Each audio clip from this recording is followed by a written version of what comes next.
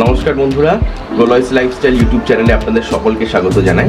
তো বন্ধুরা, হঠাৎ করে যদি আপনাদের কাছে খবর আসে যে আপনাদের বাড়িতে কোনো গেস্ট আসতে চলেছে এবং আপনি দেখছেন যে সেই সময় ফ্রিজে আপনার কয়েক পিস চিকেন পড়ে আছে, এছাড়া সেই সময় বাজার করার সময় সুযোগও নেই এবং আপনি চাইছেনও না যে আপনাদের গেস্টদের সেই পাতি মুরগির ঝোল ভাত খাওয়াতে, তাহলে কিন্তু আজকের রেসিপিটা আপনাদেরকে অবশ্যই দেখতে হবে। কারণ আজকে যে চিকেনের রেসিপিটা আমি রান্না করতে চলেছি সেটা কিন্তু ট্র্যাডিশনাল চিকেনের রেসিপি থেকে অনেক আলাদা এবং এখানে কিন্তু যে ট্র্যাডিশনাল মশলাগুলো চিকেন রান্না করতে লাগে, যেমন ধরুন জিরে গুঁড়ো, ধনে গুঁড়ো, লঙ্কা গুঁড়ো, হলুদ গুঁড়ো, এসবও কিন্তু লাগে না। তো বন্ধুরা, আজকে আমরা তৈরি করতে চলেছি লেমন গার্লিক পেপার চিকেন, যেটা স্বাদে গন্ধে অতুলনীয় এবং তার সাথে ফাউ হিসেবে আমরা এটাও দেখাতে চলেছি যে কিভাবে আপনারা তন্দুরি রুটি বানাবেন। তাহলে বন্ধুরা, চলুন শুরু করি ভিডিওটিকে। নমস্কার বন্ধুরা, গোলয়েস লাইফস্টাইল ইউটিউব চ্যানেলে আপনাদের সকলকে জানাই স্বাগতম। তো বন্ধুরা, লেমন গার্লিক পেপার চিকেন বানানোর জন্য আমি এখানে 300 থেকে 400 গ্রাম মতো চিকেন নিয়ে নিয়েছি। তো এই চিকেনগুলোকে আমাকে খুব ভালো করে ম্যারিনেট করতে হবে। তো তার জন্য আমি চিকেনের মধ্যে মেশাচ্ছি পরিমাণ মতো নুন, 1 থেকে 2 টেবিল চামচ সাদা তেল, 1 থেকে 1.5 টেবিল চামচ গোলমরিচের গুঁড়ো, পরিমাণ মতো টক দই, 1 থেকে 1.5 টেবিল চামচ লেবুর রস এবং 1 থেকে 1.5 টেবিল চামচ মতো আদা রসুনের পেস্ট। এবার এই সব ইনগ্রেডিয়েন্টগুলোকে একসাথে খুব ভালো করে চিকেনটার সাথে মাখিয়ে নেব এবং চিকেনটাকে আমি খুব ভালো করে ফ্রিজে ঢেকে রাখবো মিনিমাম 2 ঘন্টার জন্য। তো বন্ধুরা, চিকেনটা এখন ম্যারিনেট হচ্ছে, তো আমরা এই সময় তন্দুরি রুটি বানানোর জন্য ময়দা মেখে নেব।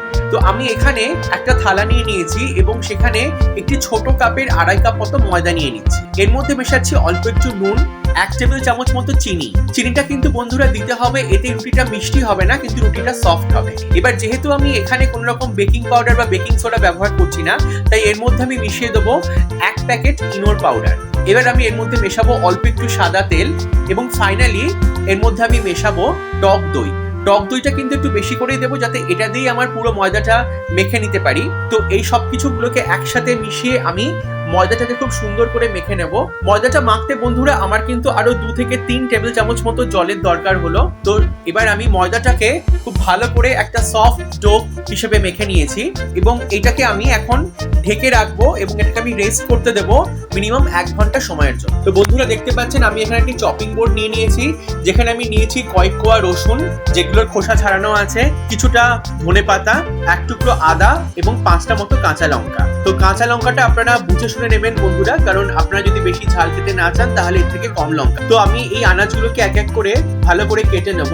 প্রথমে এই লঙ্কাটাকে কেটে নিলাম, এরপর আদাটাকে খুব ভালো করে ছোট ছোট টুকরো করে কেটে নিলাম, এবার রসুনটাকেও খুব ছোট ছোট টুকরো করে সুন্দর করে কেটে নিলাম, এন্ড ফাইনালি ধনেপাতাটাকেও কিন্তু আমি কেটে নিলাম। দেখুন বন্ধুরা, এখানে আমরা গ্যাসে কড়াই বসিয়ে নিয়েছি এবং কড়াইটা খুব গরম হয়ে গিয়েছে। তো এর মধ্যে আমি ফেলে দেবো কিছুটা মাখন, এর সাথে আমি দেবো কিছুটা সাদা তেল। তেলটা খুব ভালো করে গরম হয়ে উঠলে আমি এর মধ্যে একে একে আদা কুচি, রসুন কুচি এবং কাঁচা লঙ্কা কুচি গুলোকে দিয়ে দেবো এবং এগুলোকে খুব ভালো করে একটু ভাজা ভাজা করে নেব। তো বন্ধুরা দেখুন, আমাদের আদা কুচি, রসুন কুচি এবং কাঁচা লঙ্কা কুচি গুলো মাখন এবং সাদা তেলে ভালো করে ভাজা ভাজা হয়ে গিয়েছে। এবার আমি গ্যাসের ফ্লেমটাকে একটু কমিয়ে দেবো, যেটা আমি এতক্ষণ বাড়িয়ে রেখেছিলাম, এবং তারপরে আমি ফ্রিজ থেকে চিকেনটা বার করে একে একে চিকেনের পিস গুলো এটার মধ্যে দিয়ে দেবো। যদি মনে হয় থালার মধ্যে অনেকটা ম্যারিনেট লেগে রয়েছে, তো সেটাকে আমরা নষ্ট করবো না, থালাটাকে একটু জল দিয়ে ধুয়ে সেই জলটা কড়াইয়ের মধ্যে দিয়ে দেবো এবং এবার এই চিকেনটাকে সমস্ত মশলার সাথে আমি খুব ভালো করে কষাতে শুরু করব। বন্ধুরা, আমাদের চিকেনটাকে খুব ভালো করে আমরা কষিয়ে নিচ্ছি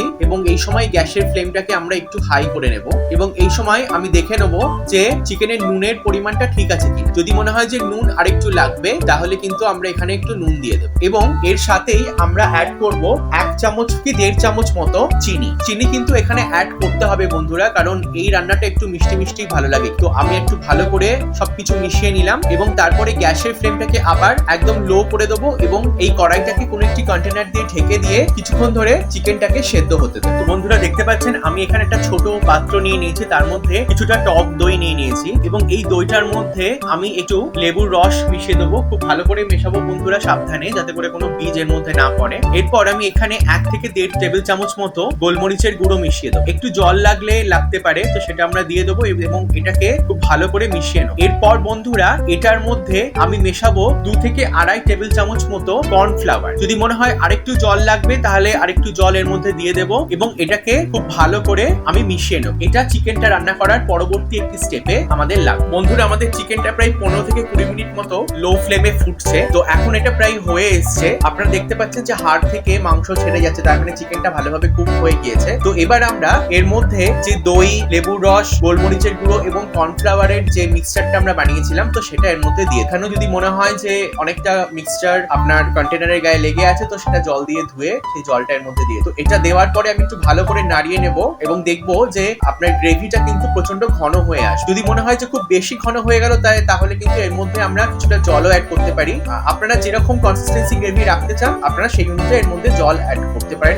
তো এটা খুব ভালো করে আমরা মিশিয়ে নেব। আমাদের কিন্তু লেমন পেপার চিকেন একদম রেডি হয়ে গিয়েছে। তো এবার আমি গ্যাসের ফ্লেমটাকে বন্ধ করে দেবো এবং এটাকে ফাইনাল গার্নিশ করব এক টুকরো মাখন দিয়ে এবং ধনেপাতা কুচি। ভালো করে মিশিয়ে নেবো এবং এটাকে আমি একটি সার্ভিং ট্রেতে তুলে নেব।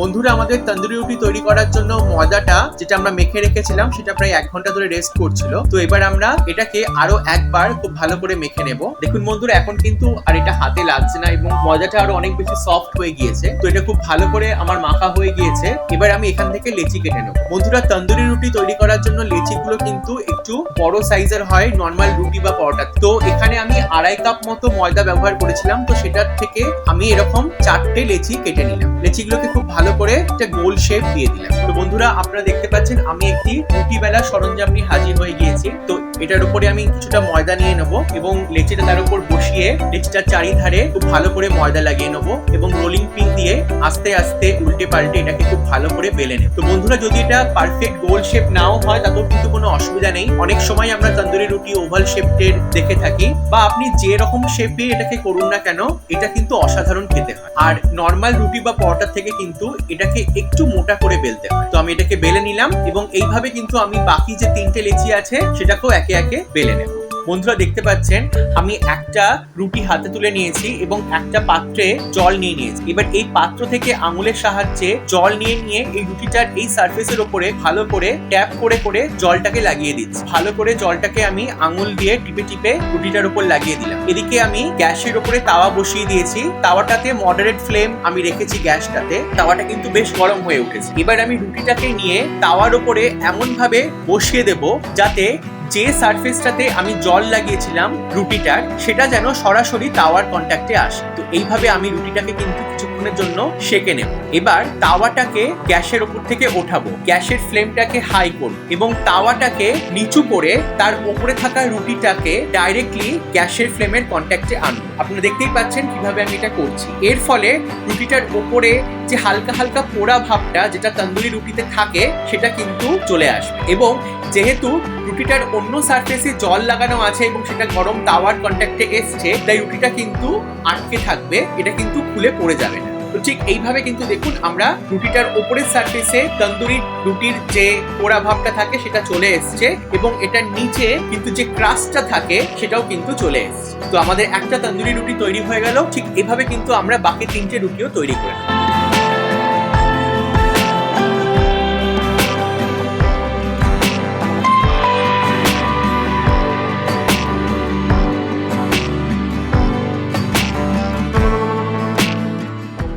চলুন বন্ধুরা, আমরা রেসিপিটাকে ট্রাই করে দেখি। এখানে আমি নিয়ে নিয়েছি রুটিটা এবং এটা নিয়ে নিয়েছি চিকেনটা। একটুখানি গ্রেভি নিয়ে নেবো।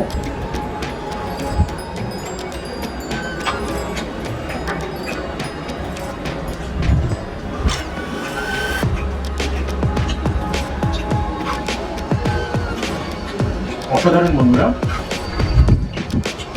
চিকেনটা পুরো মুখের মধ্যে গলে যাচ্ছে। গোলমরিচের ঝাঁঝটা, রসুনের ফ্লেভারটা মানে জাস্ট অসাধারণ। দইয়ের জন্য একটা ট্যাঙ্গি ভাব এসছে। তো আপনারা এরকম ভাবে বাড়িতে বানিয়ে দেখবেন এবং দেখবেন যে ট্র্যাডিশনাল চিকেনের যে রেসিপি ওটা কিন্তু তার থেকে একেবারে আলাদা। এবং যে কোনো গেস্ট যদি আপনার বাড়িতে আসে এটা দেবেন তারা কিন্তু এটা কি বারবার খেতে চায়। তো এরকম নিত্য নতুন রেসিপি পাওয়ার জন্য আপনারা আমার প্রোলয়েস লাইফস্টাইল ইউটিউব চ্যানেলটিকে সাবস্ক্রাইব করুন এবং পাশে